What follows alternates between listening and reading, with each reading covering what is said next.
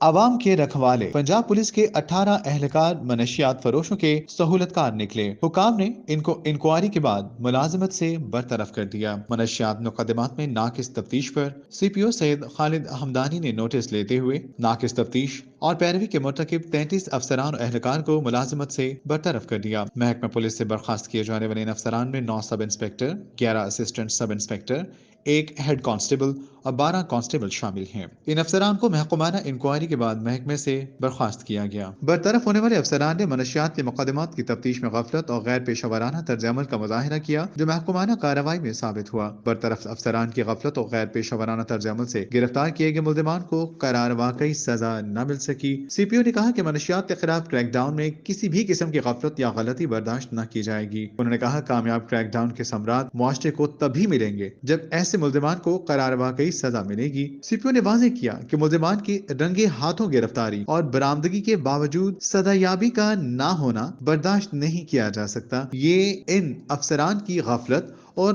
غیر پیشہ ورانہ طرز عمل کی وجہ سے ہی ہوا۔ انہوں نے کہا کہ سزا یابی نہ ہونے کی صورت میں متعلقہ افسران کو ہر صورت میں جواب دہ ہونا پڑے گا۔ 2 ماہ کے کریک ڈاؤن میں 1100 سے زائد بڑے منشیات اسمگلرز کو جیل بھجوایا گیا۔ گرفتار منشیات فروشوں سے بھاری مقدار میں چرس، ہیروئن، آئس اور دیگر منشیات بھی برآمد ہوئیں۔ سی پی او نے کہا کہ منشیات اسمگلرز کو سزا دلوانا اہم ہے تاکہ معاشرے کو ان ناسوروں سے پاک کیا جا سکے۔